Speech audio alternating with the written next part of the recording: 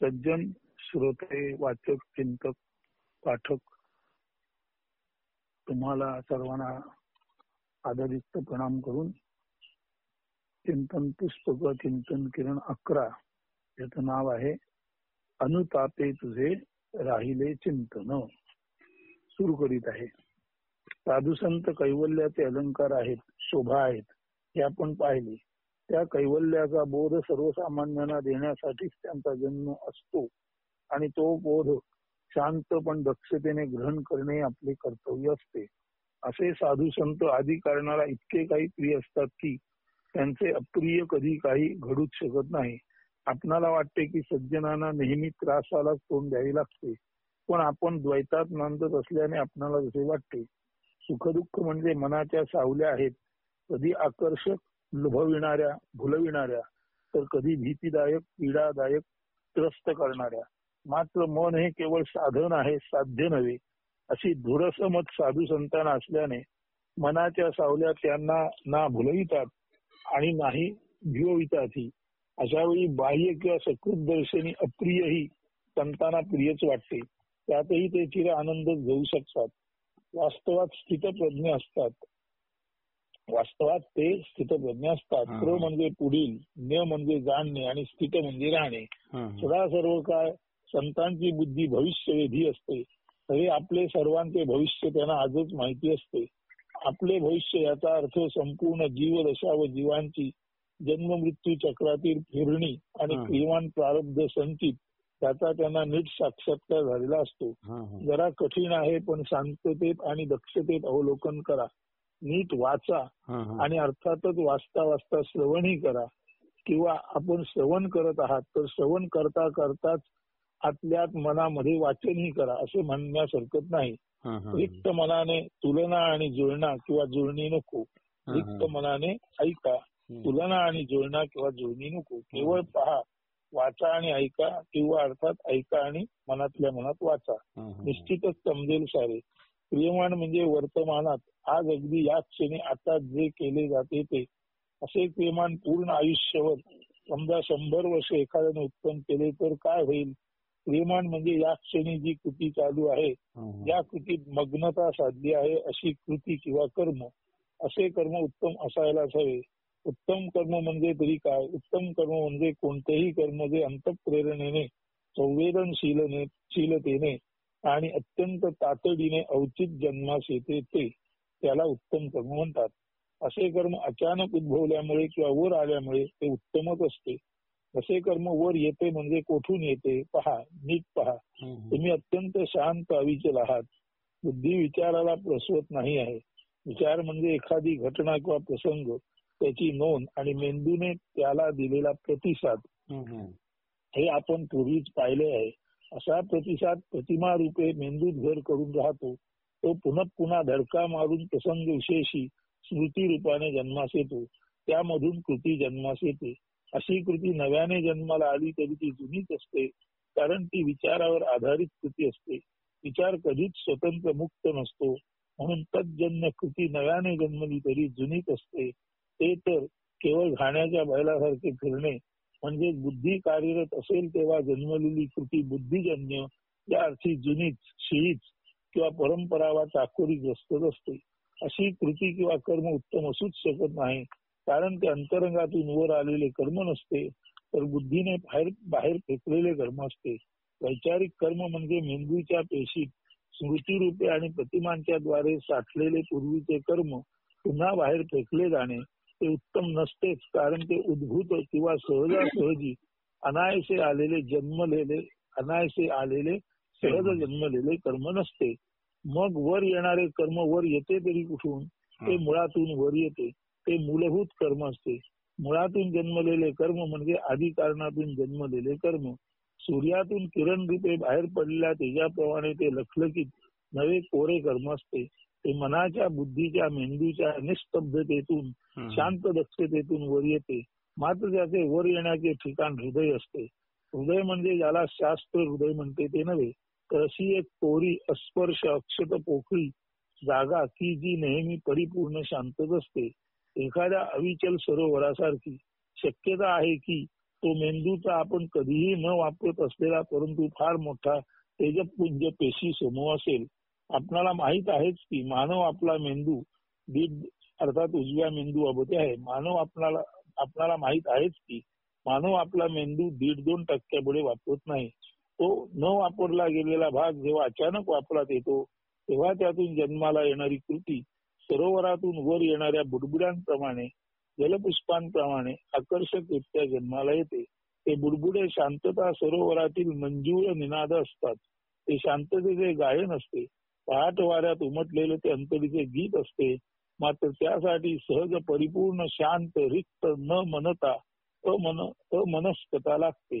तेव्हाच उद्भूत किंवा वर आलेले आणि तेही मूलभूत म्हणजे मुळातून आदी कारणातून वर आलेले कर्मजन्मते ते उत्तमच असणार. येथे स्वामी स्वरूपानंदांची एक ओवी आठवते ती अशी आहे. ज्ञान हेची जाण कर्माचे लोचन असावे संपूर्ण निर्दोषते. ज्ञान ही कर्माची दृष्टी आहे.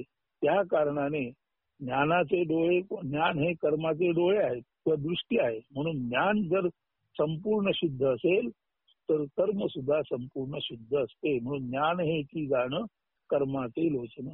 कर्माची दृष्टी काय आहे तर ज्ञान.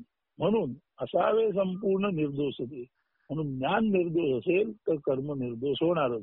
आता येथून जे आलेले आहे आपलं ज्ञान म्हणून किंवा जे कर्म आलेले आहे ते अचानक आलेलं आहे, स्पॉन्टेनियसली आलेलं आहे, यादृच्छिक पद्धतीने आलेले आहे. त्यामुळे यादृच्छिक पद्धतीने आलेले कर्म हे अर्थातच प्रथमताच आलेले असल्या कारणाने आणि ते यादृच्छिक आहे याचा अर्थ त्याला इतर कोणत्याही गोष्टीचा विचार स्मृती भूतकाळ वर्तमान भविष्य कुठल्याच गोष्टीचा त्याला लेप नसल्या कारणाने ते निर्लेप कर्म म्हणजे यादृच्छिक पद्धतीने हृदयाच्या प्रकाशातून किंवा न वापरलेल्या मेंदूच्या पेशीतून एकदम उत्स्फूर्तपणे आलेलं ते कर्म आहे. अशा अर्थी ते निर्दोष असणारच. म्हणून ज्ञान हे की जाणं कर्माचे लोचन असावे संपूर्ण निर्दोषते म्हणताना कर्माची दृष्टी ज्ञान आहे आणि ते ज्ञान कधीही लिंपलेलं म्हणजे पूर्वी जाणवलेलं किंवा कुठल्या बंधनात अडकलेलं नसावं. म्हणजे ज्ञान हे खऱ्या अर्थाने नेहमीसाठी नवीन आणि नवीनच असते आणि नवीन ज्ञान हे नवीन आणि निर्दोष कर्माला जन्म देते. हे इथे लक्षात घेतलं तर स्वामींची ओवी आणि आता जे म्हटलेलं आहे मात्र त्यासाठी सहज परिपूर्ण शांत रिक्त नमनता अमनस्कता लागते. तेव्हाच उद्भूत किंवा वर आलेले आणि तेही मूलभूत म्हणजे मुळातून आदी कारणातून वर आलेले कर्म जन्मते ते उत्तम असणारच. म्हणजे उत्तम कर्माची आता आपण मांडणी केली आणि ती मांडणी स्वरूपानंदांनी फार सुंदररित्या ज्ञान हेची जाणं कर्माचे लोचन असावे संपूर्ण निर्दोषते. निर्दोष कर्म का उत्तम कर्म याची दृष्टी जर ज्ञान असेल तर जे ज्ञान स्वाभाविकपणे अत्यंत यादृच्छिक पद्धतीने जन्माला येते. तर यादृच्छिक पद्धतीने जन्माला आलेले ज्ञान कर्मालाही यादृच्छिक पद्धतीने जन्माला आणते. ज्ञान नवीन कर्म नवीन याचा अर्थच कर्म कुठल्याही तऱ्हेने लिंपलेले नाही. कर्माला कुठल्याही तऱ्हेची चाकोरी नाही अडसर नाही आणि ज्ञानाला सुद्धा ते स्वतंत्र असल्यामुळे ज्ञान हे सुद्धा कोणत्याही तऱ्हेच्या चाकोरी बद्धतेतून किंवा संस्कार बद्धतेतून मुक्त आहे. अशा वेळेलाच उत्तम कर्म जन्माला येते हे ते समजून घ्यावे. तरी आपला प्रश्न असेल की कर्माचे वर्णन तरी करा, त्याचा नेमका करता कोण असतो. ठीक आहे, मूलभूत उद्भवलेले कर्म उचित असते आपल्या ध्यानात आले असेल तर ती अवस्था अवलोकनात राहू द्या. अवलोकनात म्हणजे ज्ञान प्रकाशात ती अवस्था सतत तुम्ही पाहत राहा. काय घडते आहे ते दर्शनात राहू द्या. हे सर्व वाचता आणि त्याच वेळी ऐकता मेंदूने त्याचे स्मृतीरूपी कार्य फेकून दिले आहे. कारण आता मेंदू एका नवीनच ज्ञानाला नवीनच कर्माला अवलोकत आहे. तो शांत झाला आहे. तो शांत झालेला मेंदू म्हणजे आपण नेहमी वापरून जीर्ण झालेला थकलेला 1-1.5% मेंदू आहे. मेंदूचा मोठा भाग अगदी आपल्या जन्मापासून शांत आहे. आता सतत वापरात असलेला बडबडणारा वटवट करणारा 1-1.5% मेंदूही शांत झाला. पर्यायाने आता परिपूर्ण अखंड मेंदू 100% मेंदू शांत झाला. म्हणजे 1.5% जो वटवट करणारा मेंदू तो शांत झाला आणि उर्वरित मेंदू पूर्वीपासूनच शांत आहे.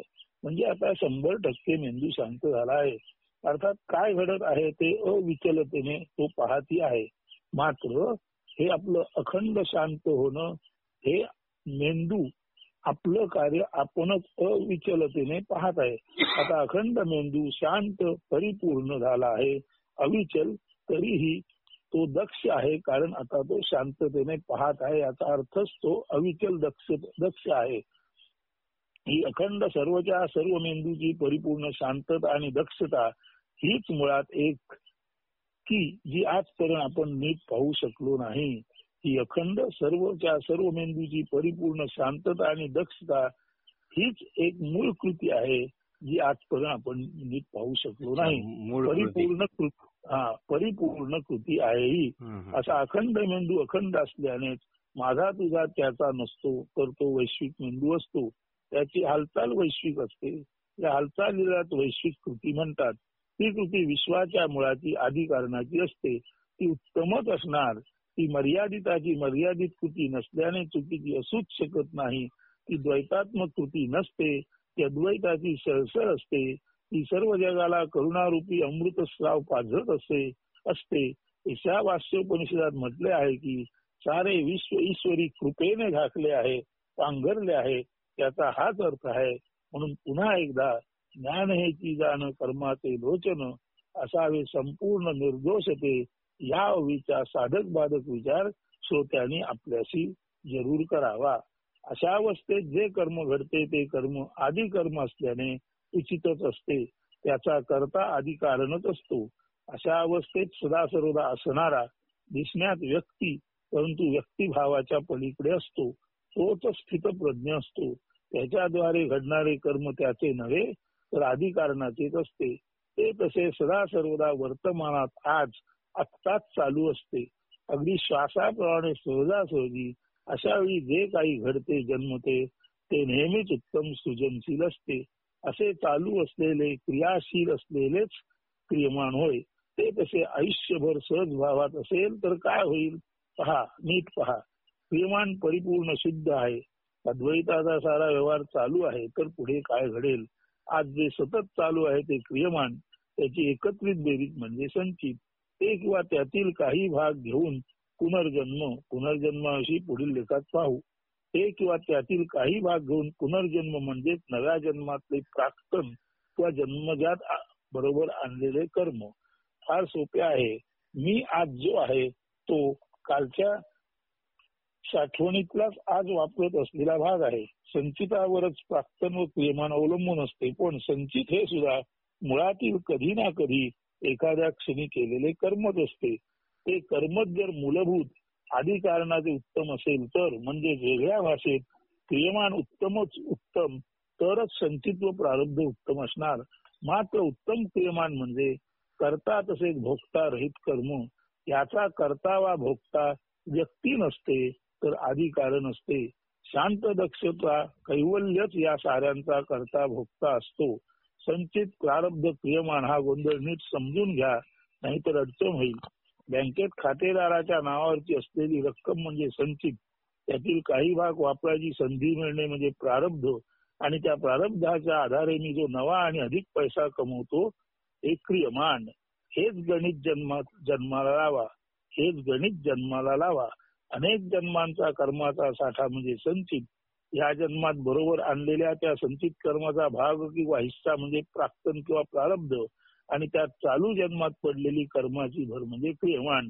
म्हणजेच क्रियमान सुधारल्यास कृतीच जर आदी कारणातून आली तर सारे काही सुधारले जाणार. मग आयुष्यभर केलेले क्रियमान म्हणजेच आयुष्यभराचं संचित आणि त्यातून पुढच्या जन्मात आलेलं क्रियमान तेही उत्तमच असणार. कारण पाचच्या जन्माचं सर्वच्या सर्व क्रियमान हे कर्ता भोगता रहित पद्धतीने आदी कारणातून आलेले आहे. अशा वेळेला मग संत जन्माला येतानाच संत म्हणून काय येतात हे समजू शकेल. मग म्हणजेच क्रियमान सुधारल्यास सारे काही सुधारले जाणार. मग स्थितप्रज्ञ तुकाराम तुमच्या आमच्यातच आहे. नव्हे मगच ब्रह्माचा निनाद निघतो. आणि तुकाराम कुठल्याही परिस्थितीला सामोरं जाताना कसा निर्भय आहे बघा. बरे झाले देवा निघाले दिवाळे, वरी दुष्काळे कृपा केली. बरे झाले देवा बाईल कर्कशा, बरी ही दुर्दशा जनांमध्ये. अनुतापे तुझे राहिले चिंतन, झाला हा वमन संसार. अर्थात दिवाळ निघालं छानच झालं, आणखी दुष्काळाला त्याच्याहून छान झालं. बाई संसारात साथ देत नाही, कटकट करते, तेही त्याच्याहून अधिक उत्तम झालं. जनांमध्ये मला कोणी विचारत नाही, बरंच झालं, अनायासे एकांत मिळाला. आणि या सर्वाचा परिणाम अनुतापे. या सर्वाचा परिणाम म्हणजे संसारा मिथ्या आहे, संसारात रममाण होण्यासारखं काही नाही हे कळल्याने अनुताप. जीवाला एक सांसारिक दृष्ट्या जी पूर्वी तसदी घेत होतो ती घ्यावीशी वाटत नाही. पण संसार हा वमनवत आहे. संसारा ओकारी सारखा ज्याला झाला म्हणजे इथे संसार याचा अर्थ द्वैत अमंगल भेदाभेद असा घ्यावा. हे ज्याला कळलं, एकदा भेदाभेद अमंगल आहे आणि भेदाभेदावर आधारित संसार सुद्धा तितकाच त्याज्य आहे, हे कळल्यानंतर जो अनुताप याचा अर्थ पश्चाताप निर्माण होतो. त्या कारणाने पुढे काय होतं, हा संसारच मुळी टाकाऊ आहे कळल्यामुळे अलगदपणे संसारातून संसाराच्या पलीकडे लव करून पीक मिळणाऱ्या लौकिकातून पारलौकिकाकडे माणसाचा प्रवास सुरू होतो. म्हणून पुन्हा एकदा ऐका. बरे झाले देवा निघाले दिवाळे, वरी दुष्काळे कृपा केली. बरे झाले देवा बाईल कर्कशा, बरी ही दुर्दशा जनांमध्ये. अनुतापे तुझे राहिले चिंतन, झाला वमन संसार. हे म्हणण्या अगोदर काय झालं होतं, हे म्हणण्या अगोदर स्वाभाविकच तुकारामाचा मेंदू अखंड आणि परिपूर्ण शांत झालेला होता. त्या कारणाने तो वैश्विक बनला होता.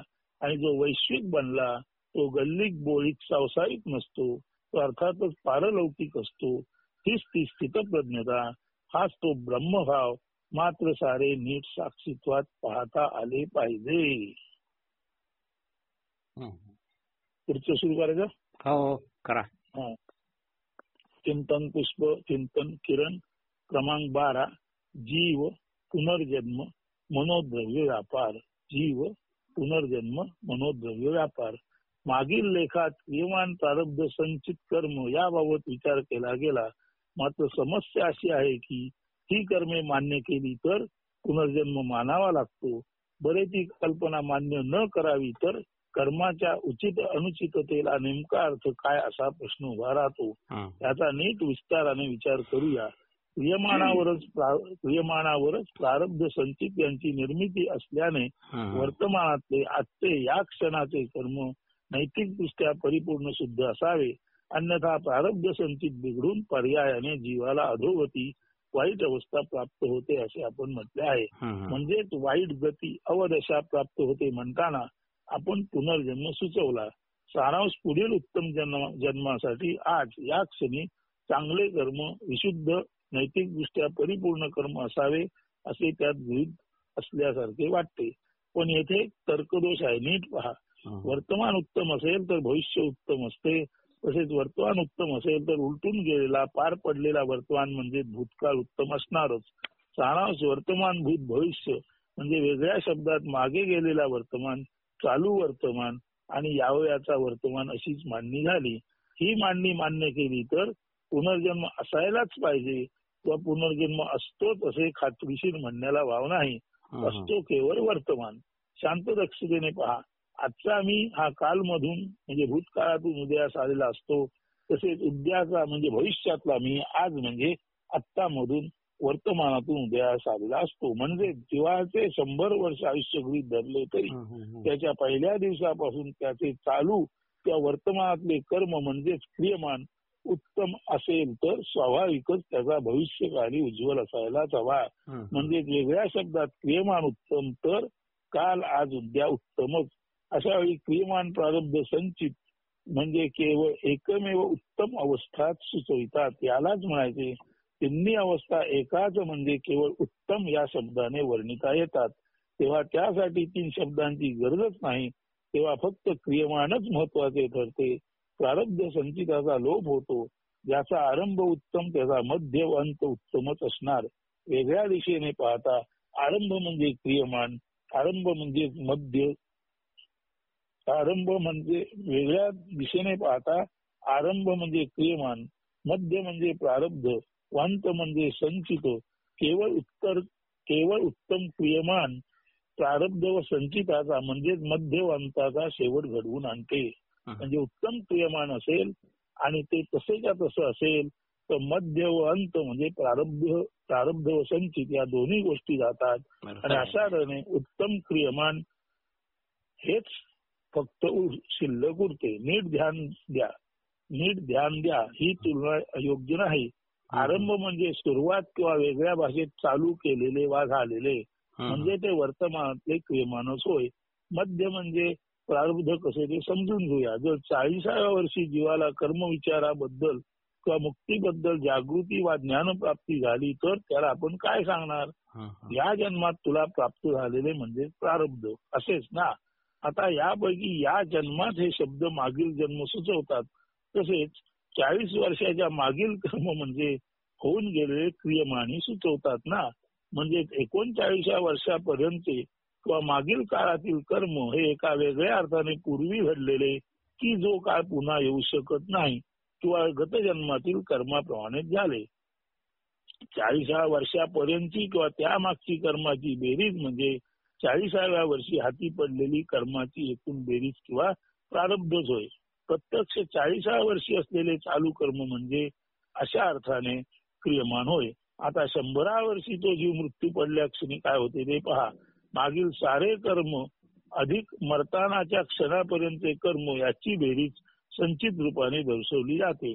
म्हणजेच संचित हे जीव जिवंत नसतानाच्या कर्माची बेरीज प्रारब्ध म्हणजे जीवाच्या कर्माची भूतकालीन प्रत्यक्ष हातात असलेली बेरीज आणि क्रियमान म्हणजे केवळ चालू कर्म असा अर्थ झाला.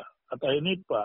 म्हणजे संचित हे जीव जिवंत नसतानाच्या कर्माची बेरीज. 100व्या वर्षी मृत्यू झाला तर मृत्यू झालेल्या क्षणापर्यंतची बेरीज म्हणजे संचित, कर्माची बेरीज म्हणजे संचित. प्रारब्ध म्हणजे जीवाच्या कर्माची भूतकालीन प्रत्यक्ष हातात असलेली बेरीज. म्हणजे 40व्या वर्षी 39व्या वर्षापर्यंतच्या केलेल्या कर्माची बेरीज हातात आली ते प्रारब्ध. लक्षात घ्या. मृत्यू झाल्या क्षणी 1 ते 100 पर्यंतच्या एकूण कर्माची बेरीज म्हणजे संचित आणि क्रियमान म्हणजे केवळ चालू कर्म असा अर्थ झाला. म्हणजे 100 वर्ष आयुष्य जगला तर 1 ते 40 वर्षापर्यंत ते क्रियमानी आहे. परंतु 40व्या वर्षी 39 पर्यंतच्या कर्माची बेरीज त्याला प्रारब्ध किंवा प्राक्तन म्हणून मिळते. आणि देह पडल्यानंतर ही संपूर्ण 100 वर्षाची बेरीज म्हणजे संचित असते. परंतु तरीही प्रारब्ध आणि संचित याचा अंत केवळ आणि केवळ क्रियमानच आहे असं मानलं तर जन्माला आल्यापासून मरेपर्यंत शुद्ध क्रियमान असलं की संचित शुद्ध म्हणजे वेगळ्या अर्थाने काही राहिलंच नाही. मग जन्माचाही अर्थाने पुनर्जन्माचाही प्रश्न येत नाही. तेव्हा केवळ आणि केवळ क्रियमान हेच प्रारब्ध आणि संचित या तौलनिक शब्दांना जन्म देतं हे ध्यानात घ्या. थोडक्यात क्रियमान हेच जिवंत चालू या क्षणाचे कर्म आहे. प्रारब्ध हे एका जीवाचे जिवंत असतानाचे परंतु पूर्वी घडून केलेले कर्म आहे. आणि संचित म्हणजे जीव नष्ट झाल्यावर त्याने गोळा केलेल्या एकूण कर्माची बेरीज. थोडक्यात क्रियमान हे जिवंत चालू या क्षणाचे कर्म आहे. प्रारब्ध हे एका जीवाचे जिवंत असतानाचे परंतु पूर्वी घडून गेलेले कर्म आहे. जसं 40व्या वर्षी 39 वर्षाचं कर्म उपलब्ध असतं याचा अर्थ ते कर्म त्याचं प्रारब्ध किंवा प्राप्त नसते. आणि संचित म्हणजे जीव नष्ट झाल्यावर 100 वर्ष जगला असं म्हटलं तर 100 वर्षाची एकत्रित कर्माची बेरीज म्हणजे स्वाभाविक संचित. परंतु संचित असो प्रारब्ध किंवा प्राप्त नसो सर्वांच्या माशी क्रियमानच आहे. त्यामुळे वर्तमानात जे घडतं ते आणि तेच काल्पनिक भविष्याला आणि तेच काल्पनिक काळाला पुरून उरणारे असतं. म्हणून वर्तमानात जो थोडक्यात म्हणजे पहिल्या श्वासापासून शेवटच्या श्वासापर्यंत जो उत्तम क्रियमानात असतो त्याला भूत भविष्य असतच नाही. आणि त्या कारणाने त्याला पुनर्जन्मही असण्याची शक्यता नाही. यात सांगायचे वर्म किंवा रहस्य हे आहे की क्रियमानच, वर्तमानच किंवा चालू क्षणच सर्वाधिक महत्वाचा आहे. पुनर्जन्म असो वा नसो, या जन्माची आजचे चांगले उद्याच्या चांगल्याला जन्म देते आणि आज व उद्या मध्येच घडून गेलेला आणि आज व उद्या मध्ये घडून गेलेला उलटून गेलेला काळ असतो. यात सांगायचे वर्म किंवा रहस्य हे आहे की क्रियमानच, वर्तमानच किंवा चालू क्षणच सर्वाधिक महत्वाचा आहे. पुनर्जन्म असो वा नसो, या जन्माची आजचे चांगले उद्याच्या चांगल्याला जन्म देते आणि आज व उद्या यामध्ये घडून गेलेला उलटून गेलेला जो काळ असतो त्याला भूतकाळ म्हणतात. जेथे आज व उद्या उत्तम, जेथे आज व उद्या उत्तम, तेथे काल म्हणजे उलटून गेलेला काळ उत्तमच असणार. उत्तम क्रियमानच जीवाची उन्नत अवस्था दर्शवते. पुनर्जन्म असण्याची खात्री देता येत नाही, मग पुनर्जन्म म्हणजे असते तरी काय? पुनर्जन्म असण्याची खात्री देता येत नाही, पण पुनर्जन्म असेलच तर काय असू शकतं? काय होते पहा. शरीर, शरीर हे म्हणजे वेगळ्या शब्दात जीव.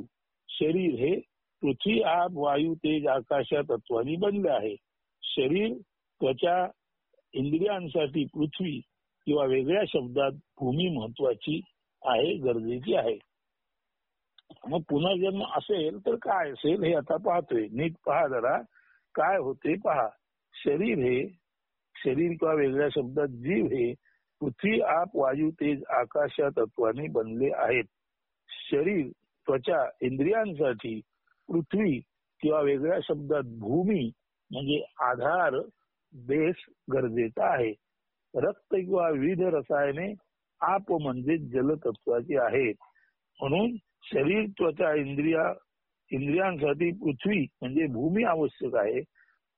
थोडक्यात म्हणजे शरीर, त्वचा, इंद्रिय ही भूमी तत्वाने बनलेली आहेत. रक्त किंवा विविध रसायने आप म्हणजे जलतत्वाची आहेत. श्वास वायू तत्वाचा आहे. महत्वाकांक्षा, स्पर्धा, ईशना या मनाच्या अवस्था तेज तत्वाच्या आहेत. त्यातील सर्वाधिक वैशिष्ट्यपूर्ण तत्व आहे ते आकाश तत्व. जेव्हा जीव मृत्यू पावतो तेव्हा पृथ्वी, आप, वायू, तेज या तत्वांचे विघटन होते आणि ती तत्वे त्यांच्या मूळ रूपाला जाऊन मिळतात. आकाश तत्वाचे काय होते लक्षात घ्या. आकाश तत्व म्हणजे वास्तवात अवकाश तत्व आहे. अवकाश म्हणजे पोकळी, रिक्तता, प्रशस्तता ती जेथे केंद्र नाही. अवकाश म्हणजे वर्तुळ मध्याशेरीत असलेले वर्तुळ किंवा मी रहित जीव. असा मी रहित किंवा न मन अथवा अमनस्क योगी किंवा साधू जो असतो तो वास्तवात जिवंतपणीच मेलेला असतो, कारण त्याचा व्यक्तिभाव नष्ट झालेला असतो. म्हणजेच साधू संतांमध्ये आकाश किंवा अवकाश तत्व विद्यमान असते. त्यांच्या मृत्यूनंतर नेहमीप्रमाणे पृथ्वी, आप, तेज, वायू यांचे विघटन अर्थात ते केवळ शारीरिकच असतं होऊन ती तत्वे त्यांच्या त्यांच्या मूळ तत्वांना जाऊन भिडतात. आकाश किंवा अवकाश तत्वाचा मात्र कैवल्यात लय होतो. हे कैवल्य म्हणजे विश्वमन असते, जे साधू संतांमध्ये विद्यमान असते त्यालाच आपण ब्रह्माची विद्यमानता म्हणतो. जरा कठीण गेलं तरी हे परत परत नीट ऐका आपण, अशी आपल्याला विनंती आहे. सर्वसाधारण जीवात अवकाश तत्व विद्यमान नसते, म्हणजे ते अवकाशापर्यंत प्रगत झालेले नसल्याने त्यांचा प्रवास पृथ्वी, आप, तेज, वायू यांच्या रिंगणातच चालू असतो. असे रिंगणात फिरणारे जीव उन्मुक्त नसतात, म्हणजे असे नव्हे की ते पुनर्जन्म घेतात. असे रिंगणात फिरणारे जीव मुक्त नसतात, म्हणजे असे नव्हे की ते पुनर्जन्म घेतात. साधू संत केंद्ररहित असल्याने जिवंतपणेही मुक्तच असतात, मात्र इतर मुक्त नसतात. याचा अर्थ असा की ते मृत्यू पावल्यावर त्यांच्या मनाचा आशय मनोद्रव्य रूपात असं म्हणतात शिल्लक राहतो. त्या मनोद्रव्याला आकार नसतो, रंगरूप नसते, पण आशय घनता असते. असे जीव इच्छा, ईशना, षट विकार रूपे मनोद्रव्याच्या रूपात, आशयाच्या रूपात असं म्हणतात तरंगत असतात. तो एक तऱ्हेचा कारणदेह असतो ज्यामधून पुढील निर्मिती होते. आता इथे एक लक्षात घ्या, आकाश आणि अवकाश. आकाश हे पृथ्वीपासून 3 किलोमीटरवर आहे, याचा अर्थ तिथे वायू, तेज उपलब्ध आहेत. आणि अवकाश म्हणजे 3 किलोमीटरच्या पुढे जिथे कुठल्याही तऱ्हेचा वायू सुद्धा नाही, अशी निस्तब्ध पोकळी. तर खरं सांगायचं म्हणजे साधू संत हे अवकाशात असतात आणि सर्वसाधारण जीव गेल्यानंतर मनोद्रव्य रूपाने ते आकाशामध्ये म्हणजे पृथ्वीपासून 3 किलोमीटर उंचीच्या एकूण परिघात मनोद्रव्य रूपाने फिरत असतात. मनोद्रव्य रूपे तरंगणाऱ्या आशयाला कारण देह म्हणतात. म्हणून मनोद्रव्य रूपे कारण देह म्हणून सर्वसाधारण जीव पृथ्वी, आप, तेज, वायू, आकाश यांचं मृत्यूनंतर त्या तत्वांशी विघटन होतं आणि त्यांचं मनोद्रव्य मात्र 3 किलोमीटर पर्यंत पृथ्वीपासून वर असलेल्या असं म्हणतात रेंगाळत राहतं. आणि जे अवकाश म्हणतात तिथे काहीच नसल्या कारणाने तिथे रेंगाळण्यासारखं काही नसतं. तर त्या अवकाशात असतात साधू संत आणि सर्वसाधारण जीव मेल्यानंतर आकाशात मनोद्रव्य रूपे रेंगाळत असतात. तर मनोद्रव्य रूपे तरंगणाऱ्या आशयाला कारण देह म्हणतात. ज्यामधून पुढील निर्मिती होते. याचा अर्थ असा नाही की एकच जीव पुन्हा पुन्हा जन्म घेतो. मात्र मृत्यू पावलेल्या जीवांचा आशय मनोद्रव्य पुन्हा पुन्हा जन्मास येते यात शंका नाही. म्हणजे त्यांच्या ज्या मानसिक इच्छा अपेक्षा अपूर्ण असतात त्या मात्र पुन्हा पुन्हा जन्मास येतात. हे कसे होते ते पहा. आता हे जास्त नीट पहा म्हणजे समजून येईल. हे कसे होते ते पहा. एक जीव मेला, तो पाठी त्याचा आशय किंवा मनोद्रव्य ठेवून गेला. तो जीव आता कारण देहाने असं म्हणतात तरंगत आहे. कारण देहाला रंगरूप आकार नाही, मात्र आशय अथवा हेतू आहेच आहे. त्या जीवाचे जीवलक सतत त्याला त्याच्या मृत्यूनंतर आठवत आहेत. त्याची स्मृती चघळत आहे. ही स्मृती चघळणे म्हणजे एक तऱ्हेने त्या जीवाच्या गुण वैशिष्ट्यांची तीव्रतेने आठवण वा उजळणी करणे आहे. अशी आठवण व उजळणी केल्यामुळे ते मनोद्रव्य आठवण केलेल्याच्या मनात मेंदूच्या पेशीत आकर्षिले जाते. तेथे ते खेचले जाते.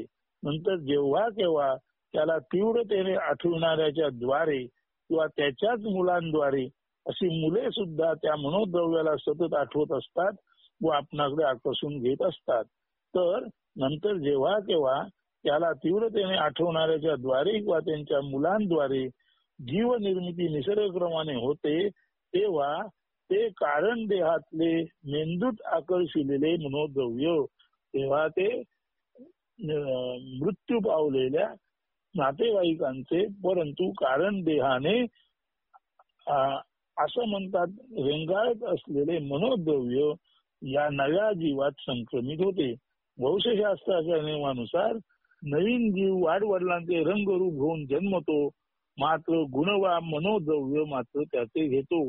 ज्याची आठवण त्या जीवाचे वाडवडील पूर्वज सतत चघळत असतात.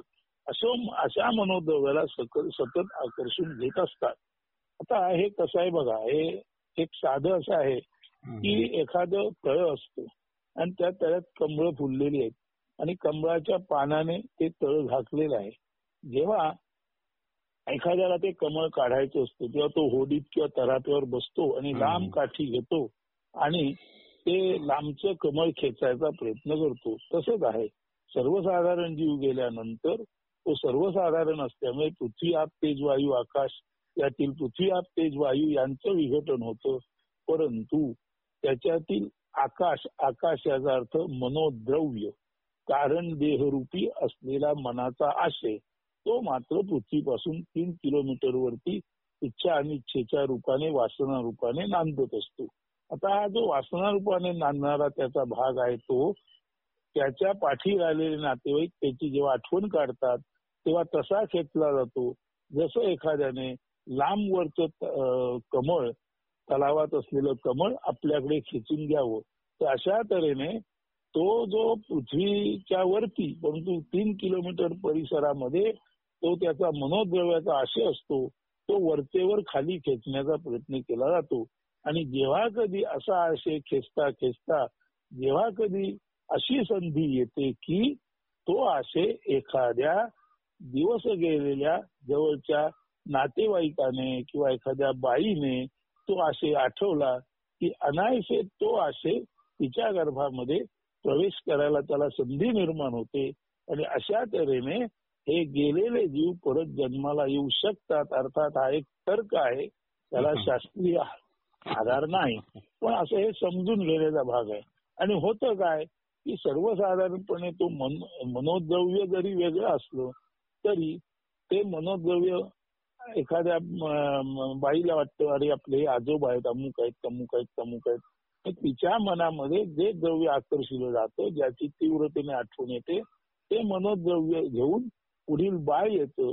आणि साधारणपणे अशा वेळेला त्या आजोबांच्या, वडिलांच्या, मामाच्या शरीरावरती ज्या सर्वसाधारण खुणा असतील त्या खुणा सुद्धा त्यांच्या शरीरावर उमटतात. तेव्हा लोक म्हणतात बघा आजोबा आले, त्यांच्या मांडीवर तुळशीचं पान आहे, बघा मामा आला, त्याच्या पाठी स्वस्तिक आहे, वगैरे वगैरे वगैरे. अशा तऱ्हेचा एक मनोद्रव्याचा, मन हेच मुळात अस्तित्वात नसल्यामुळे अशा तऱ्हेने हा मनोद्रव्याचा मायावी व्यापार असू शकेल.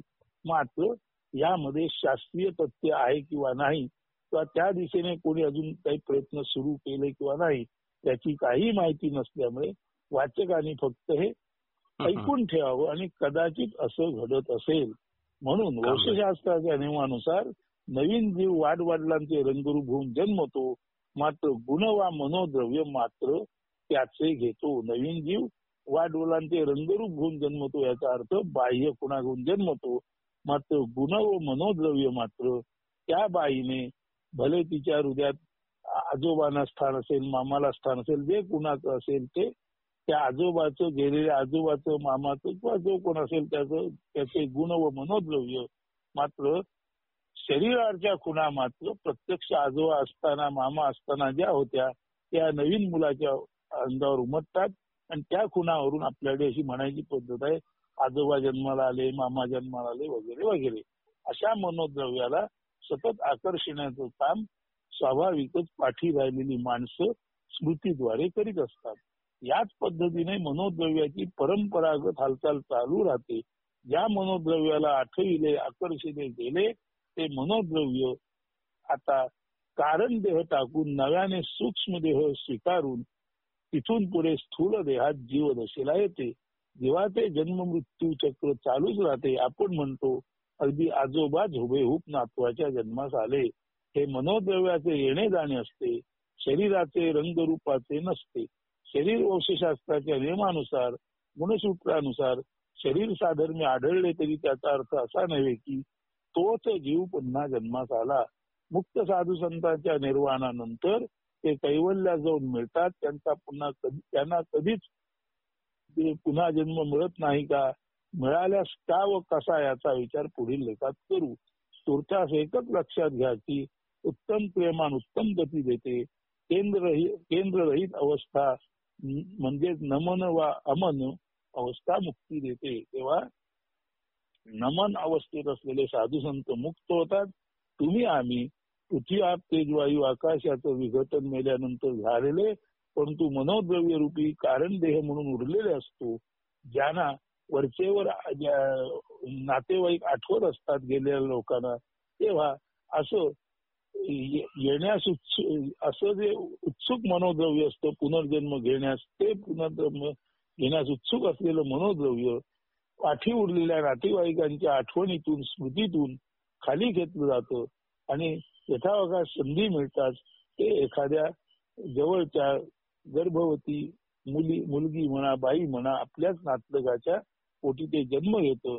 शरीराच्या खुणा जरी सर्वसाधारण होऊन गेलेल्या आजोबा, पणजोबा, मामाच्या असल्या तरी मनोद्रव्य मात्र ते ज्याचं असतं त्याचं, म्हणजे पूर्वी जी वासना राहिली ती वासना घेऊन ते जन्मास येतं. अशा अर्थाने याला आपण कारण देह म्हणतो. त्याच्यामध्ये जे आपण म्हटलेलं आहे सत्व रज तम या त्रिगुणांचा समुच्चय असतो.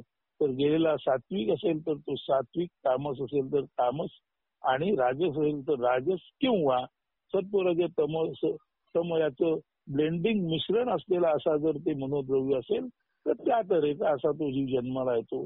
तेव्हा मनोद्रव्य कोणते असेल हे सांगता येणार नाही. कारण असं म्हणतात रेंगाळणारं मनोद्रव्य काय होते याचा आपल्याला पत्ता नाही. परंतु ते जन्माला येताना आठवणीत आजोबा, मामा कोण असेल त्यानुसार जेव्हा येतं तेव्हा शरीराच्या खुणा मात्र ते जरूर तशा घेऊन येत असावं, की त्यामुळेच आपण नेहमी म्हणतो आजोबा जन्माला आले, पणजोबा जन्माला आले, वगैरे वगैरे. तर अशा तऱ्हेने जीवाचा पुनर्जन्म संभवू शकतो. हा एक केवळ तर्क किंवा अनुमान आहे. याला शास्त्रीय आधार नाही. कृपया श्रवण करणाऱ्यांनी तेवढ्या आणि तितक्याच पद्धतीने त्याकडे पाहावं. मात्र साधू संत जे निश्चित अमन आणि नमन अवस्थेत असतात त्यांना वरचेवर पुन्हा जन्माला यायचं कारणच नसतं. तरी सुद्धा काही खास कारणाने जेव्हा ते जन्माला येतात तेव्हा ते कसं घडत असेल याचा विचार आपण अर्थातच पुढच्या लेखांमधून जरूर करणार आहोत. अस्तु.